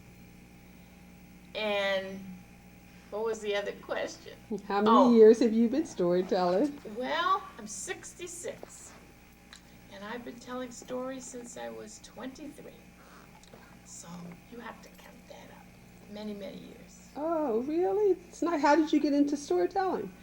Well, I come from a show business family of musicians, and I always wanted to be an actress. And when I was young, there was no black theater, so I had to be in white theater, and I was Mama and Raisin in the Sun with a local white group. And when the play was over, which was their big success, all I could do then was pull a curtain, work Did out you do any more props. theater after that? Caesar and Cleopatra, Mm-hmm. but they were only doing white plays because it was a white group, and so then I started doing one-woman shows of poetry readings, and I didn't know that was storytelling. I'm a Dunbar fan, and so I started doing Dunbar and other people's poems. Then many, many years later, I heard about storytelling, and I saw some storytellers, and I thought, well, that's what I do, so I guess I'm a storyteller. Well, I love Dunbar too, so you got to give me at least one of. You have to do for me a Dunbar poem. I'm not gonna let you off the hook right now, okay?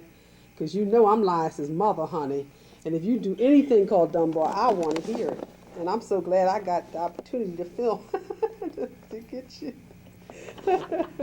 So I'm sorry. You gotta give me a little bit of something now. When the coat bands come marching down the street, don't you people sit there, stir. Now, see, I haven't done this in a long time. You should have paired me. Okay, I'll help you out. Which one do? Angelina? How about No. Melinda sing? The Colored Soldier. Okay. But that's 5 minutes. The Colored Soldier? When they listed Colored Soldier. Oh, that's my favorite, honey.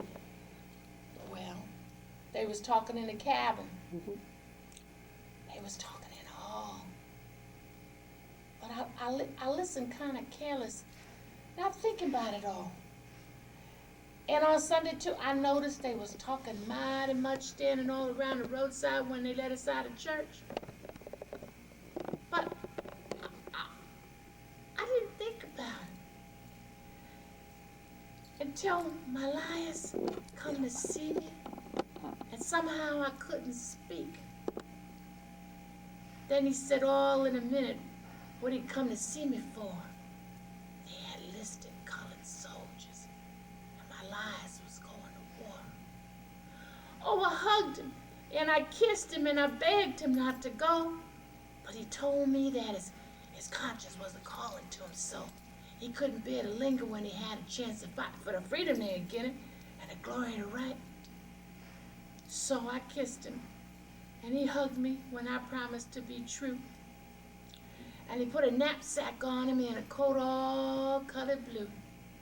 And I get him Pap's old Bible from the bottom of the drawer when they listed colored soldiers, and my lives went to war.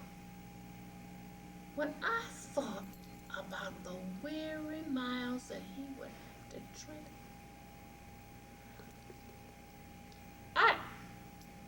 I couldn't.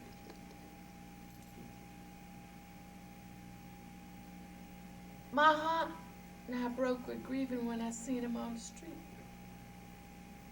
But his buttons was a shining. And his face, oh, his face was shining too. And he looked so proud and mighty in his coat all colored blue that I hollered, step up, man.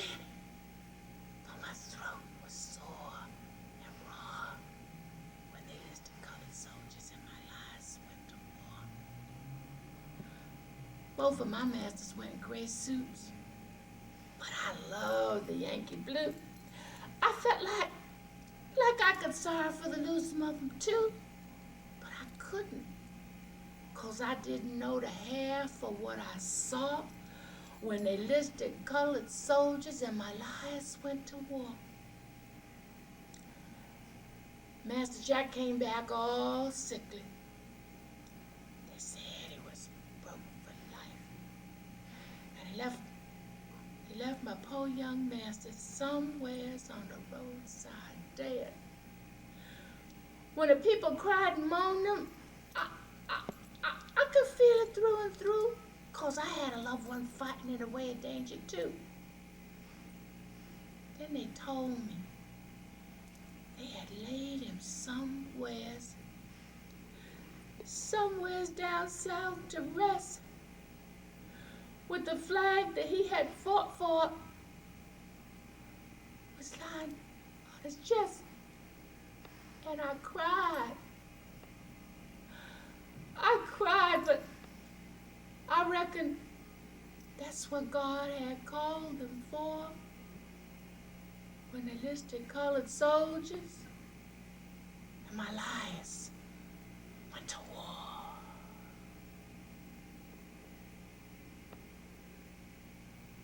It's wonderful, Sylvia. Thank you.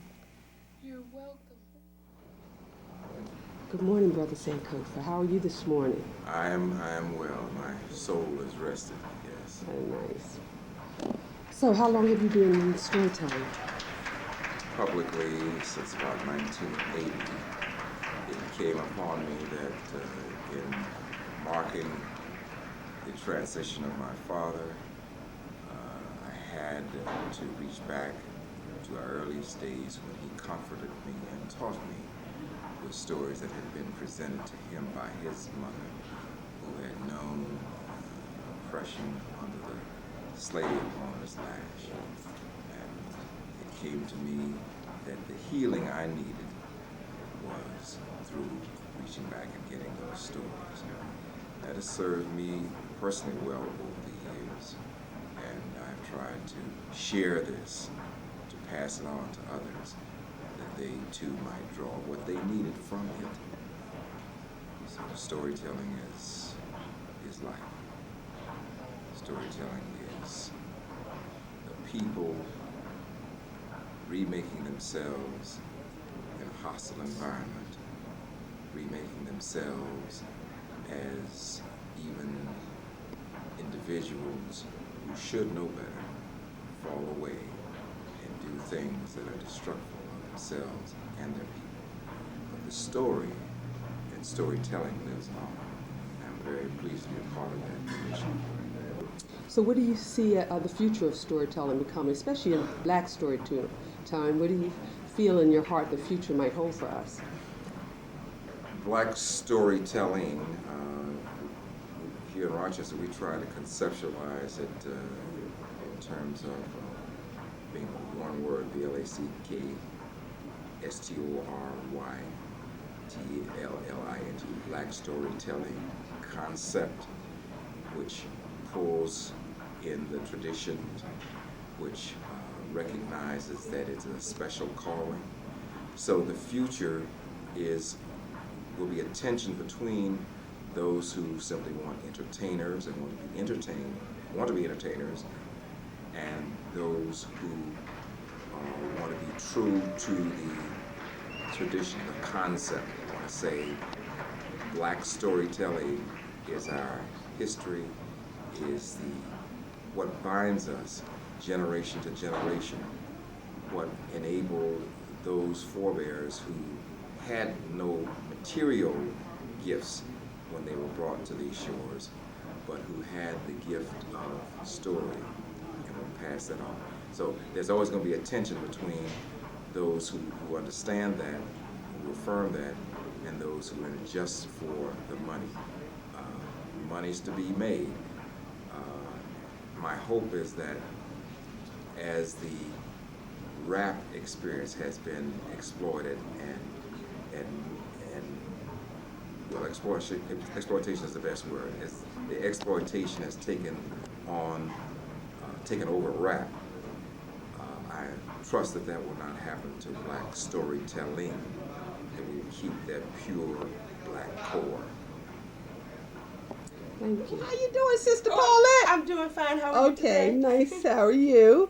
And we're here at the National Association of Black Storytellers in Rochester. Isn't it great? Wow, it's been a pleasure. You know, so how long have you been storytelling?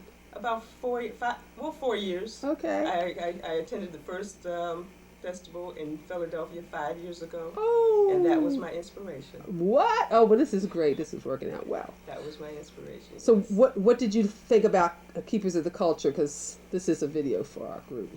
Oh, okay. Mm-hmm. Well, that was my first. Okay. My first conference was hosted by the Keepers of the Culture in Philadelphia 5 years ago, and I drove up to Philadelphia or down to Philadelphia from Connecticut. I didn't know a soul when I first got there, and it was like I met a whole new family. Right. As soon as I walked into the hotel. Okay. And I said, God willing, I'll never miss another one, and I haven't so far. Well, I was an elementary school teacher at the time, and I, told children's stories anyway, and I wasn't aware that there was even a storytelling venue like this until I attended the conference. So once I saw it and was so impressed and just wanted to be a part of it, and I said, I can do this too.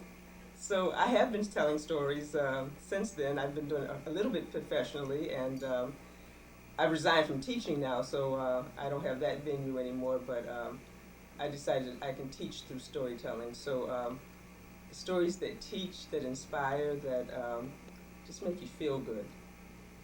So what are some of your favorite stories to tell? Well, Mufaro's Beautiful Daughters is my main story. And I'm still have a long way to go in developing my repertoire, but so that is my main story, and I've done some Burr Rabbit, and some stories from Brazil, because I did a festival once, and they asked me to do a story from Brazil. So do you think that everything should be passed on, or do you think some things don't need to be told, or what do you feel is the importance of telling a really good story? Well, no, I don't think everything should be passed on. If it's especially if no good is going to come from it. I think one needs to be careful and make sure it's going to be positive, and if it's going to teach or inspire. But if it's going to cause any kind of negativity, no, it should die where it came from. Right. Do you play any instruments as a storyteller? I'm a shaker player. Oh, okay. And a little bit of I'm learning djembe and samba. Okay, nice, nice. Yes. Do you incorporate that in your storytelling at all? Well, I haven't done it within the stories, but I, added like in between, and I let children come up and play. Right. Different instruments that I take with me when I do my storytelling. Okay, that must be exciting.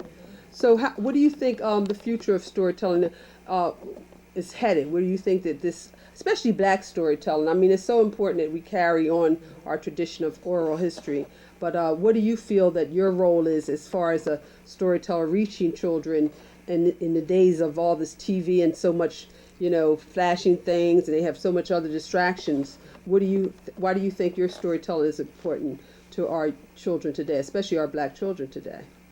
Well, I think, the importance, so children can learn the truth from storytellers. And organizations like NABS will, I think, it's wonderful that we're growing, because I think that will keep the future of storytelling alive. And yeah, I just think it's very important that children hear from. Black storytelling is very important because Black storytelling is a part of life. And Black storytelling is something you find everywhere, not only among Black people, but among people from all over the world. And when I think of Black storytelling, I really think of it in a very broad definition. To me, storytelling is the way in which human beings convey or communicate. So to me, you can tell your stories different ways. You can sing them, dance them, speak them, dramatize them, paint them, create different crafts from them. And I know Keepers of the Culture, as well as National Association of Black Storytellers, we more or less focus on the oral tradition. But in Black storytelling, it involves all of the arts. It involves our spiritualness, our religion. So it's really a part of life. You really cannot separate storytelling from your life. And Black storytelling has influenced the world, whether it is the story, or whether it is our music, or whether it is our dancing. What do you think makes a good storyteller? I think a good storyteller has to really be more or less honest, more or less convey their particular style. I mean, there are all kinds of storytellers, there are all kinds of stories, but I think what makes, for example, Jackie Torrance. Jackie Torrance is a master storyteller. She's loved by everybody. And the reason why she is great, and I think she is really one of our greatest, if not the greatest storyteller, Black or white, is because there is an honesty about her. She's very natural. She's very comfortable in what she's doing. She's not worried about making a mistake. She has a great voice. She's able to get your attention, and she's able to keep it. And she's able to do it basically by sitting and using her voice, her face, and expressions. And I've seen Jackie Torrance in all kinds of situations. I've seen her very, very ill, had to sit down in a wheelchair with tubes in her and tell a story and blow everybody away. You know, because she just has that ability. She has an earthiness about her. Mm-hmm. And to me, she's like a blues woman. She's like, to me, she's in the tradition of Bessie Smith, Maura Rainey, you know, Billie Holiday. I mean, when you see Jackie, you know someone who has had lots of experience. You know someone who has suffered, who has been through what we would call the Black experience. And this conveys in her work, even though most of her storytelling is very humorous. And she has us falling on the floor, she has us laughing in stitches, you know, but she, to me, is authentic. She is the real thing, and she doesn't imitate anyone. You know, what you see is really what you get, you know, and I think she's very unique, and people have imitated her. And the thing that's interesting about Jackie is that people will imitate a little bit of her. They may imitate that laugh, or they may take that story and tell that story the way she tells it. There are many stories that Jackie tells that people weren't telling those stories until after they heard Jackie tell a particular story, you know. And to me, that's just a couple of reasons of why she is so good, and why she is someone that you can study and how to become a better storyteller. Not to copy her, not to imitate her, but just look at the voice, look at the face, look at the hands, you know, and listen to the stories. To me, that's the best way to learn storytelling, really, is to listen and watch storytellers. Right. See their expression. Mm-hmm. Mm-hmm. Well, you answered what storyteller do you admire, I guess. Oh, yes. I admire Jackie Torrance. I admire Brother Blue. Brother Blue was one of the first people I saw tell a story. And his way of telling a story basically freed me, because I was in Washington, D.C. at the time. I was born and raised down south. And I wanted to tell a story in my own unique way. I wanted to move. I wanted to jump up and down. I had all this in me that I wanted to get out. And when I saw the way he was doing it, with all these balloons and ribbons and bells and like a carnival, you know, I said, gee, if he can do it that way, I can do it my way. Because when I first started out, which was back in the 70s, storytelling was basically kind of something that you read. You read a book to a child, and storytelling was more or less, I would say, controlled by the library society. Not to say that was bad, but basically people thought of stories as something going to a library and hearing a librarian, you know, read a book. Right. You Or know, before bedtime. right, or something like that, you know. And when I started on the scene, people said, well, is she an actress? Is she a dancer? She's a dramatic teller. But I told people, I'm a storyteller. This is the way I tell stories, you know. When was that? What year was that? When you This was started? in the 70s. I started telling stories at Howard University. And I think back in 73, something like that. And when I began, I think Brother Blue was out there, maybe Mary Carter Smith. Jackie may have been out there, but it wasn't a lot of black stories out there as professional storytellers, you know, telling their stories, you know. What do you think the importance of our, you know, we often hear pass it on, you know, in the tradition. How do you feel that your involvement in storytelling passes it on, or Well, do you I think think passing on the story and passing on the storytelling and the story and all that is very crucial, because that's how we let our family, our people, the world know who we are and what we are about. And when Mary Carter Smith and I started the Black Storytelling Association and the festival, the whole idea was to pass it on. The whole idea was to bring out storytellers, because we can't be everywhere. We're going to go on, and it's important to have the next generation come on, you know. And it's very important not to be competitive. It's okay to sure want to do your best and want to be your best, but I think as black storytellers, we should congratulate others. We should promote others. And we should give people credit. That is very important, to let people know who influenced you. It's also very important as a black story to help other people. If you are a professional black storyteller, part of your mission, and black storytellers should have a mission, should have a goal if they consider themselves black storytellers. And part of that mission should be to help another black storyteller. Whether you think that storyteller is better than you, whether you think that storyteller may not be telling the same type of stories that you tell, but I think that's very important. And I think that's why Mary and I started this, and I think that's why it still exists, because we came together with the idea of preserving the culture and bringing out the black storyteller. Because when we were traveling to these different festivals, it was basically Mary and I, Brother Blue, Jackie Torrance, and Harriet Allen out of Nashville.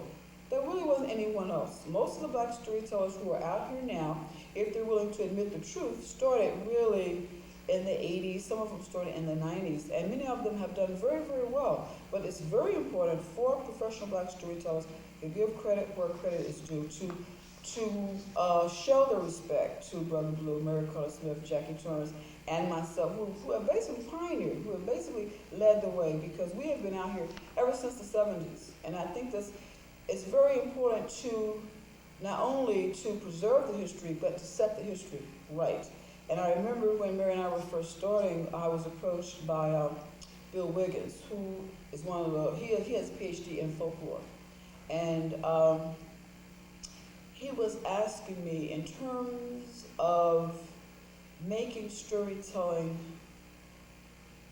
a scholarly work, a scholarly art, in terms of making it academic, something that one would study. Some of the different things you can approach, you know, some of the things that you should be looking for. And one thing is having a history, you know, and I think that's good about people's other culture, to celebrate the anniversary, to show how it began, to show that history, as well as to show what it's doing now, and also to have an idea of what you want to do for the future. It's also very important to document, in terms of what you're doing now, to document as many storytellers as you can, and also to document the stories and to document the styles, because we as a people, we tell our stories in many different ways, and it's very important. When Mary Carter Smith and I were starting this festival, we knew it was very crucial to include our men as well as our women, our children, and black people of all religion. What's fabulous about our festivals is that you have people who are Christian, Black Hebrew, Hindu, Buddhist, Muslim, Yoruba, atheist, whatever, you know. So that's very important, to bring together people who love storytelling, who want to preserve it. And even though you don't have to be a storyteller to be involved in our organization or to be involved in the festival, it's really the love of the story and, you know, really passing it on.